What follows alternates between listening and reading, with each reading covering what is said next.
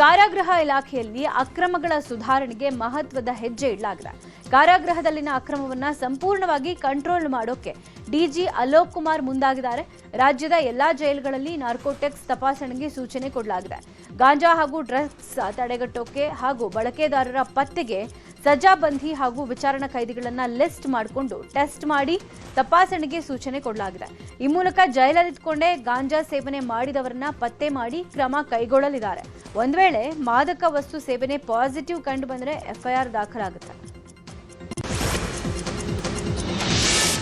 ಹುಬ್ಬಳ್ಳಿಯ ರಾಜನಗರದ ಕೆಎಸ್ಸಿಎ ಮೈದಾನದಲ್ಲಿ Ranji trophy final ಪಂದ್ಯ ನಡೆಯಲಿದೆ.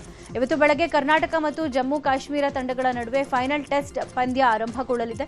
ದೇವದತ್ ಪಡಿಕ್ಕಲ್ ನೇತೃತ್ವದ ಕರ್ನಾಟಕ ಹಾಗೂ ಪಾರಸ್ ಡೋಗ್ರಾ ನೇತೃತ್ವದ ಜಮ್ಮು ಕಾಶ್ಮೀರ ತಂಡಗಳ ನಡುವೆ ಫೈನಲ್ ಹಣಾಹಣಿ ನಡೆಯಲಿದೆ. ಈಗಾಗಲೇ ಎರಡೂ ತಂಡಗಳು 15 ಸದಸ್ಯರ ತಂಡವನ್ನು ಪ್ರಕಟಿಸಿವೆ. ಫೈನಲ್ ಪಂದ್ಯದ ಉದ್ಘಾಟನಾ ಸಮಾರಂಭದಲ್ಲಿ ಕೇಂದ್ರ ಸಚಿವ ಪ್ರಹ್ಲಾದ್ ಜೋಶಿ, ಮಾಜಿ ಸಿಎಂ ಜಗದೀಶ್ ಶೆಟ್ಟರ್ ಮತ್ತಿತರರು ಭಾಗಿಯಾಗಲಿದ್ದಾರೆ. ಹುಬ್ಬಳ್ಳಿ ಕ್ರಿಕೆಟ್ ಮೈದಾನದ ಪೆವಿಲಿಯನ್ಗೆ ಸುನಿಲ್ ಜೋಶಿ ಅವರ ಹೆಸರನ್ನ ಇದೇ ವೇಳೆ ನಾಮಕರಣ ಮಾಡಲಾಗುತ್ತೆ. ಶಿವಾಜಿ ಜಯಂತಿ ವೇಳೆ ಬಾಗಲಕೋಟೆಯಲ್ಲಿ ನಡೆದ ಗಲಭೆ ಪ್ರಕರಣದ ಕಾವು ಇನ್ನೂ ತಣ್ಣಗಾಗಿಲ್ಲ. ನಗರದಲ್ಲಿ ಪ್ರಕ್ಷುಬ್ಧ ವಾತಾವರಣ ಮುಂದುವರೆದಿದೆ. ಘಟನೆ ಖಂಡಿಸಿ ಫೆಬ್ರವರಿ 26ಕ್ಕೆ ಹಿಂದೂ ಸಂಘಟನೆಗಳು ಬೃಹತ್ ಹೋರಾಟಕ್ಕೆ ಕರೆ ಕೊಟ್ಟಿವೆ. ಬಾಗಲಕೋಟೆ ಚಲೋ ಹೋರಾಟಕ್ಕೆ ಜಿಲ್ಲಾಡಳಿತ ನಿಷೇಧಾಜ್ಞೆ ಅಸ್ತ್ರ ಹೂಡಿದ್ದು ಹಳೆ ಬಾಗಲಕೋಟೆ ಸುತ್ತ ಜಿಲ್ಲಾಡಳಿತ ಪೊಲೀಸ್ ಕೋಟೆಯನ್ನ ನಿರ್ಮಿಸಿದೆ. ಒಂದು ವೇಳೆ ನಿಷೇಧಾಜ್ಞೆ ಉಲ್ಲಂಘಿಸಿದರೆ ಕಠಿಣ ಕ್ರಮದ ಎಚ್ಚರಿಕೆ ಕೊಟ್ಟಿದ್ದಾರೆ. ಕಾಂಗ್ರೆಸ್ ಶಾಸಕ ವೀರೇಂದ್ರ ಪಪ್ಪಿ ಆನ್ಲೈನ್ ಬೆಟ್ಟಿಂಗ್ ಪ್ರಕರಣಕ್ಕೆ ಸಂಬಂಧಪಟ್ಟಂತೆ 2002ರ ಪಿಎಂಎಲ್ಎ ಅಡಿಯಲ್ಲಿ ಇಡಿ ತನಿಖೆ ಕೈಗೊಂಡಿದೆ.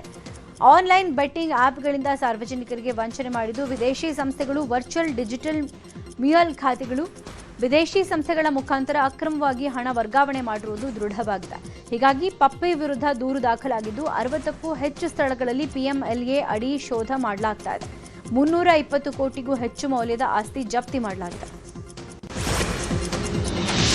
ಬಾಲ್ಡೋಟ ಕಾರ್ಖಾನೆ ವಿರೋಧಿ ಹೋರಾಟಕ್ಕೆ 1 ವರ್ಷ ತುಂಬಿದ ಹಿನ್ನೆಲೆ ಇವತ್ತು ಕೊಪ್ಪಳ ಬಂದ್ಗೆ ಕರೆ ನೀಡಲಾಗಿದೆ. ಕೊಪ್ಪಳ ತಾಲೂಕಿನ 20 ಹಳ್ಳಿಗಳಲ್ಲಿ ಆರೋಗ್ಯ ಸಮಸ್ಯೆ ಇದೆ. ಐಎಂಎದಿಂದ ವೈದ್ಯಕೀಯ ಅಧ್ಯಯನ ಮಾಡಬೇಕೆಂದು ಆಗ್ರಹಿಸಿ ಕೊಪ್ಪಳ ಬಚಾವೋ ಆಂದೋಲನ ಸಮಿತಿ, ಕೊಪ್ಪಳ ಪರಿಸರ ಹಿತರಕ್ಷಣಾ ವೇದಿಕೆಯಿಂದ ಬಂದ್ಗೆ ಕರೆ ನೀಡಲಾಗಿದೆ. ಬಂದ್ಗೆ ಖಾಸಗಿ ಶಾಲೆಗಳು ಬೆಂಬಲ ಕೊಟ್ಟಿರೋದ್ರಿಂದ ಶಾಲೆಗಳಿಗೆ ರಜೆ ಕೊಡಲಾಗಿದೆ.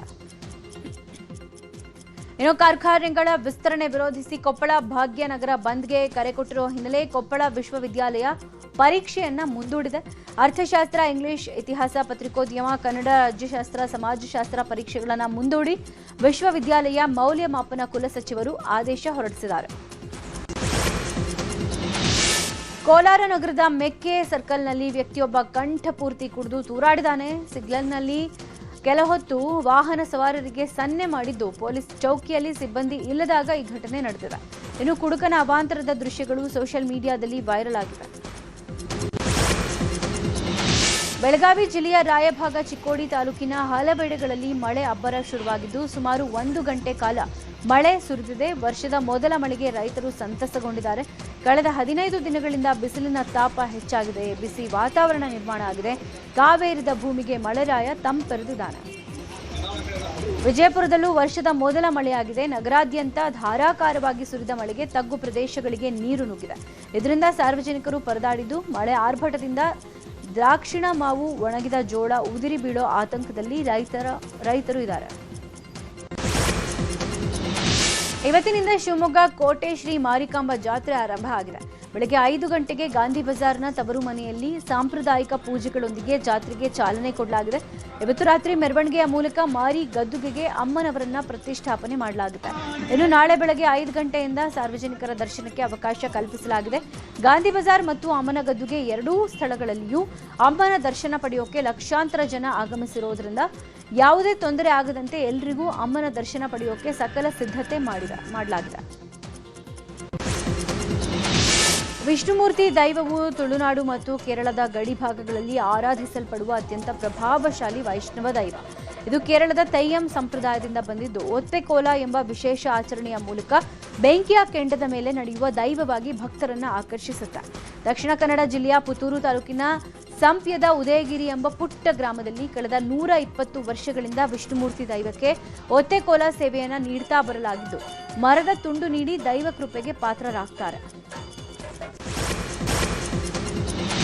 ಸರ್ಕಾರ ಚಿನ್ನದ ಬೆಲೆಗಳನ್ನು ಸೂಕ್ಷ್ಮವಾಗಿ ಗಮನಿಸ್ತಾ ಇದೆ. ಬೆಲೆ ಏರಿಕೆ ತಾತ್ಕಾಲಿಕ, ಆತಂಕ ಬೇಡ ಅಂತ ವಿತ್ತ ಸಚಿವೆ ನಿರ್ಮಲಾ ಸೀತಾರಾಮನ್ ಹೇಳಿದ್ದಾರೆ. ಸಾಮಾನ್ಯವಾಗಿ ಹಬ್ಬದ ಸಮಯದಲ್ಲಿ ಹಳದಿ ಲೋಹದ ಬೆಲೆಯಲ್ಲಿ ಏರಿಕೆ ಆಗುತ್ತೆ, ಆದರೆ ನಿರ್ದಿಷ್ಟ ಮಿತಿಗಳನ್ನು ಮೀರಿಲ್ಲ ಅಂತ ನಿರ್ಮಲಾ ಸೀತಾರಾಮನ್ ಹೇಳಿದ್ದಾರೆ. ಆರ್ಬಿಐನ ಕೇಂದ್ರೀಯ ನಿರ್ದೇಶಕರ ಮಂಡಳಿಯೊಂದಿಗಿನ ಬಜೆಟ್ ನಂತರದ ಸಭೆ ನಂತರ ಪತ್ರಿಕಾಗೋಷ್ಠಿಯನ್ನು ಉದ್ದೇಶಿಸಿ ಮಾತನಾಡಿದ ಅವರು, ಚಿನ್ನ ಯಾವಾಗಲೂ ಸಾಮಾನ್ಯ ಜನರಿಗೆ ಹೂಡಿಕೆ ಆಗಿದೆ. ಹಬ್ಬದ ಸಮಯದಲ್ಲಿ ಸಾಮಾನ್ಯವಾಗಿ ಏರಿಕೆ ಕಂಡು ಬರುತ್ತೆ. ಬೆಲೆ ಏರಿಕೆ ತಾತ್ಕಾಲಿಕ, ಆತಂಕ ಬೇಡ ಅಂತ ಹೇಳಿದ್ದಾರೆ. ಅಮೆರಿಕ ಅಧ್ಯಕ್ಷ ಡೊನಾಲ್ಡ್ ಟ್ರಂಪ್ ಅವರ ಟ್ಯಾರಿಫ್ ಕ್ರಮವನ್ನು ಅಮೆರಿಕ ಸುಪ್ರೀಂ ಕೋರ್ಟ್ ಅಸಿಂಧುಗೊಳಿಸಿದೆ. ಈ ಹಿನ್ನೆಲೆ ಭಾರತ ಮತ್ತು ಅಮೆರಿಕ ನಡುವಿನ ವ್ಯಾಪಾರ ಒಪ್ಪಂದದ ರೂಪುರೇಖೆಯಲ್ಲಿ ಬದಲಾವಣೆಗಳಾಗುವ ಸಾಧ್ಯತೆ ಇದೆ. ಒಪ್ಪಂದ ಕುರಿತು ಎರಡೂ ದೇಶಗಳ ತಂಡಗಳ ಮಧ್ಯೆ ನಡೆಯಬೇಕಾಗಿದ್ದ ಮಾತುಕತೆ ಸದ್ಯಕ್ಕೆ ಸ್ಥಗಿತಗೊಂಡಿದೆ. ಭಾರತ ತಂಡದ ಅಮೆರಿಕ ಭೇಟಿಯೂ ಮುಂದೂಡಿಕೆ ಆಗಿದೆ.